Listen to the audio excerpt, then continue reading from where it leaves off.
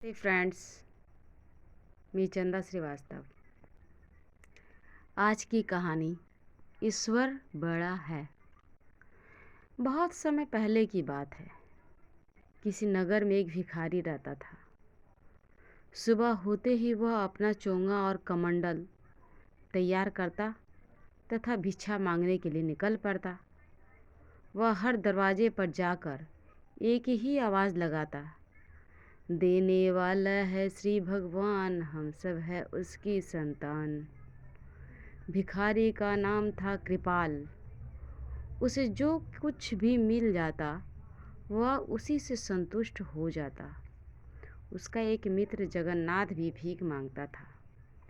वह हर दरवाजे पर जाकर हाँक लगाता, देने वाला है महाराज, वही दिलवाएगा भोजन आज।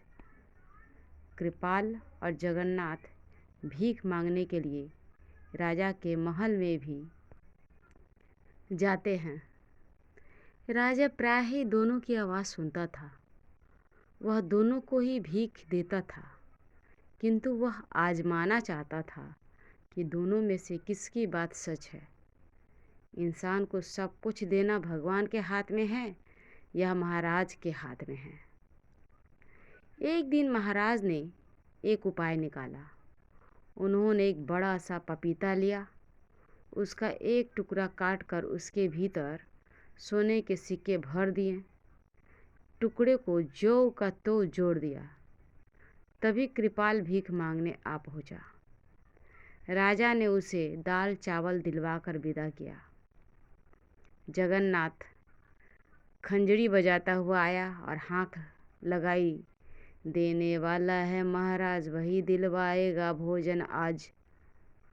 महाराजा ने सिक्कों से भरा हुआ वह पपीता उसके हवाले कर दिया। जगन्नाथ ने वह पपीता 2 आने में एक सब्जी वाले की दुकान पर बेच दिया। मिले हुए पैसों से उसने भोजन का जुगाड़ कर लिया। भला पपीता उसके किस काम आता। थोड़ी देर बाद कृपाल सब्जी वाले की दुकान के आगे से निकला। उसने मीठी आवाज़ में अपनी बात दोहराई। सब्जी वाले ने वह पपीता उसे दे दिया। कृपया उसे दुआएं देता हुआ घर लौट आया। घर आकर उसने पपीता काटा तो सिक्के देखकर वह आश्चर्यचकित हो उठा। उसने तुरंत सिक्के उठाए और सब्जी वाले के पास पहुंच गया। उसने सिक्के देकर कहा, भाई, यह तुम्हारे पपीते में से निकले हैं। इन पैसों से मेरा कोई लेना देना नहीं है। सब्जी वाला भी ईमानदार था।